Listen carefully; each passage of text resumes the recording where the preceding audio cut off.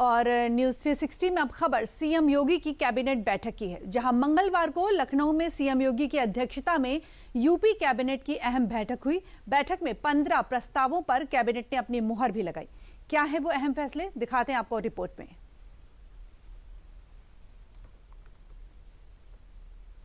निर्णय वही जो विकास की नई दिशा तय कर दे। मंगलवार को लखनऊ में सीएम योगी की अध्यक्षता में हुई यूपी कैबिनेट की अहम बैठक ने 15 बड़े फैसले पास किए हैं, जो राज्य के भविष्य को नए आयाम देने वाले माने जा रहे हैं। राजधानी लखनऊ से लेकर औद्योगिक नगरी कानपुर तक हर क्षेत्र में विकास की नई उड़ान भरने का ऐलान किया गया है।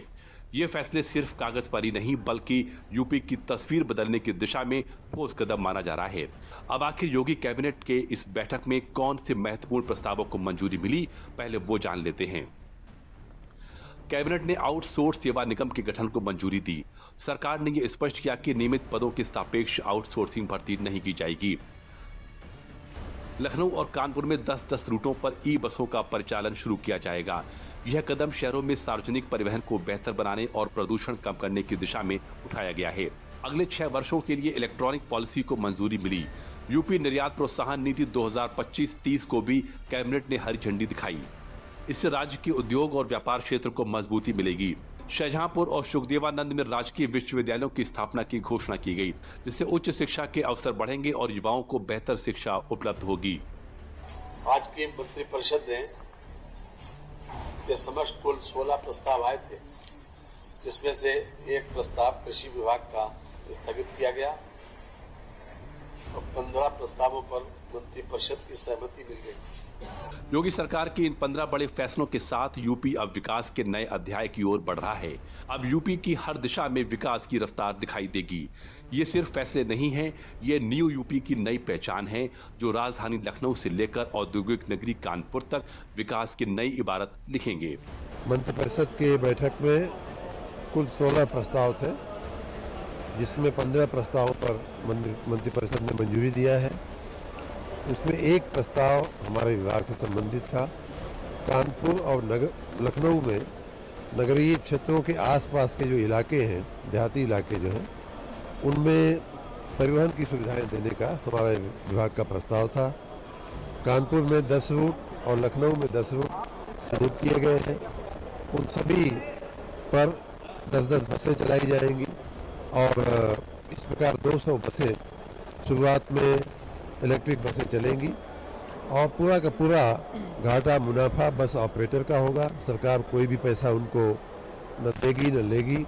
सारी की सारी घाटा मुनाफा का जो व्यवस्था है वो प्राइवेट ऑपरेटर की होगी। फैसले बड़े हैं, लेकिन इरादे उससे भी बड़े हैं।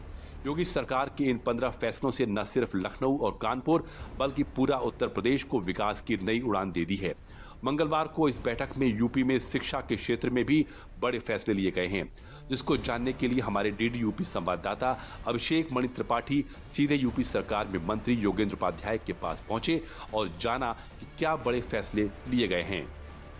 कैबिनेट बैठक में तमाम प्रस्ताव रखे गए थे, क्या कुछ प्रस्ताव थे, क्या कुछ पास हुआ? हमारे उच्च शिक्षा विभाग का ये था कि शाहजहांपुर में मुमुक्षु आश्रम के कुछ विद्यालय चल रहे थे, वो सब अपने कंबाइंड रूप से अपनी संपत्ति जो कि अरबों में है, उत्तर प्रदेश सरकार को देंगे प्रथम चरण में, और वहाँ पे सरकारी विश्वविद्यालय बनेगा। सब महाविद्यालय और विद्यालयों को मिलाकर ये आज का प्रस्ताव हमारे।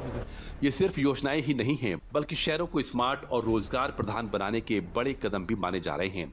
इन फैसलों से आने वाले वर्षों में लखनऊ और कानपुर दोनों ही प्रदेश के विकास के पावर हाउस साबित हो सकते हैं। योगी कैबिनेट के इस बैठक में शिक्षा के साथ साथ स्वास्थ्य पर भी खास ध्यान दिया गया है, जिससे नई मेडिकल यूनिवर्सिटी के लिए जमीन का आवंटन और स्टार्टअप से एमएसएमई के लिए राहत योजनाएं शामिल हैं।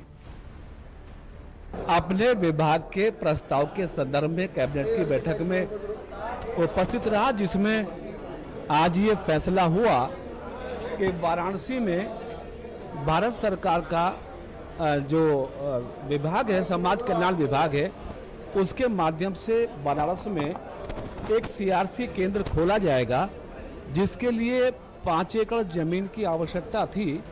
तो समाज कल्याण विभाग ने अपनी 3 एकड़ भूमि देकर केंद्र सरकार के उस सीआरसी केंद्र को खोलने की अनुमति दे दी है। तो इस इस प्रस्ताव पर आज कैबिनेट का अनुमोदन मिला है।